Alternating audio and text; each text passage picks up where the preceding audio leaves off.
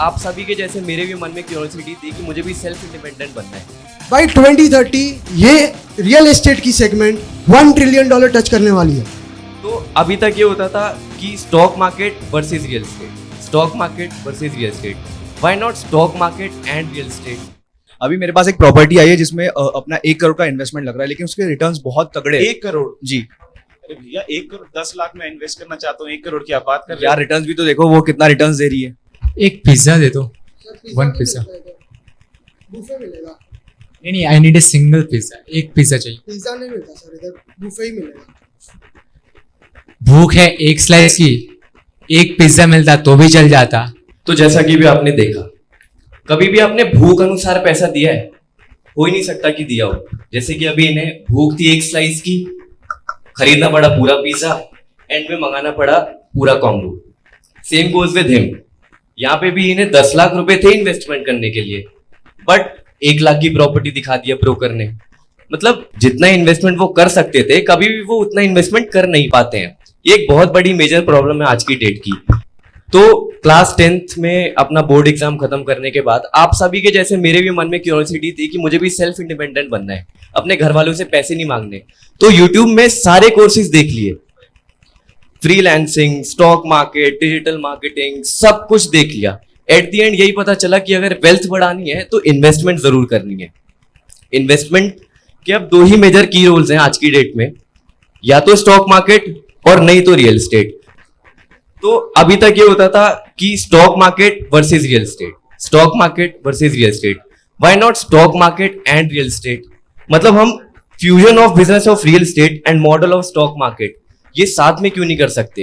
How? By fractionalising real estate. ये कैसे करेंगे वो अभी बताते हैं, बट इससे पहले इन्वेस्टर इशू समझ लेते हैं। तो इन्वेस्टर इशू में सबसे पहले आता है फंड।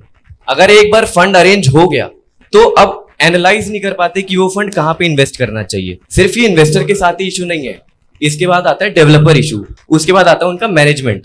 रियल एस्टेट प्रॉपर्टीज में मैनेजमेंट एक बहुत बड़ा कंसर्न है, वो हमेशा थर्ड पार्टी रोल से डील करते हैं। अब इसी के लिए आया है asset light, property by piece. अब आज के बाद आपको अगर 1 स्लाइस की भूख है तो आप 1 स्लाइस खा सकते हो। अभी तक क्या होता था, आपके पास ह्यूज कैपिटल की अरेंजमेंट बहुत दिक्कत होती थी।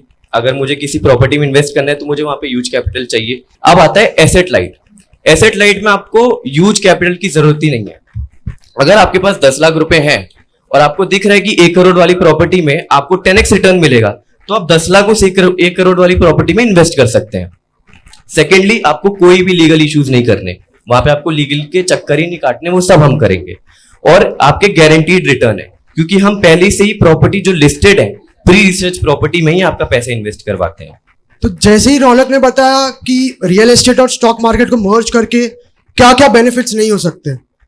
अराउंड $435 बिलियन की इंडस्ट्री है सिर्फ एग्रीकल्चर में, $33 बिलियन की इंडस्ट्री है कमर्शियल सेक्टर में, $180 बिलियन की इंडस्ट्री है रेसिडेंशियल सेक्टर में, और $54 बिलियन की इंडस्ट्री है रेंटल सेक्टर में।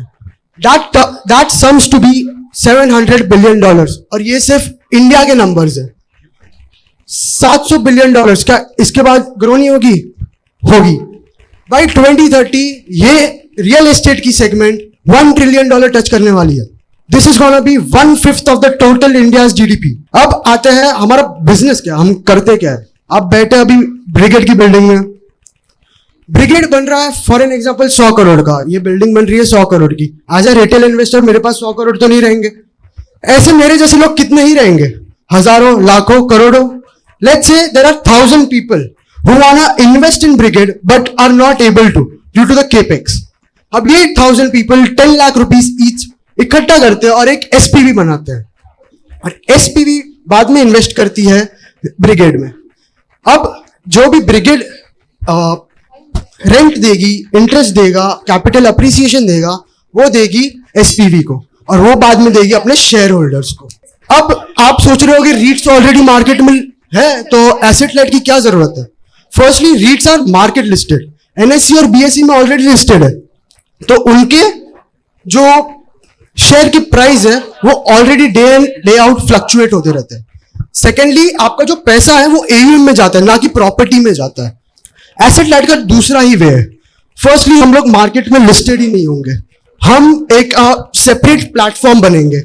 सो इधर no fluctuations with a guaranteed short returns. Secondly, हम आपको कैपिटल अप्रिसिएशन भी दे रहे हैं और रेंटल इनकम भी दे रहे हैं. और थर्ड, आपको डाइवर्सिफिकेशन का मौका भी दे रहे हैं. But how do you trust us? मैं तो आपके पैसे लेके भाग जाऊंगा. कौन कंट्रोल करेगा मुझे? SEBI is the regulatory authority over here. SEBI का जो ट्रस्टी होता है वो हमारी कंपनी में ऑलरेडी बैठा हुआ रहता है एज अ डायरेक्टर. सेकेंडली, हम आपको फ्री साइट विजिट देंगे. थर्ड, आपको रेरा का सर्टिफिकेट दिया जाता है. हम लोग ला रहे हैं डेवलपर रेटिंग. डेवलपर को कितना रेट करेंगे? हम बॉन्ड्स को रेट करते हैं, A++ बॉन्ड्स, A+ बॉन्ड्स. हम इधर डेवलपर्स को रेट करेंगे, तो आप एनालाइज कर पाओगे कि कौन सा डेवलपर, कौन सा प्रोजेक्ट मेरे लिए बहुत अच्छा है. अब how do we make money? हम पैसे कैसे कमाएंगे? So there are two straight short models. First is platform fee.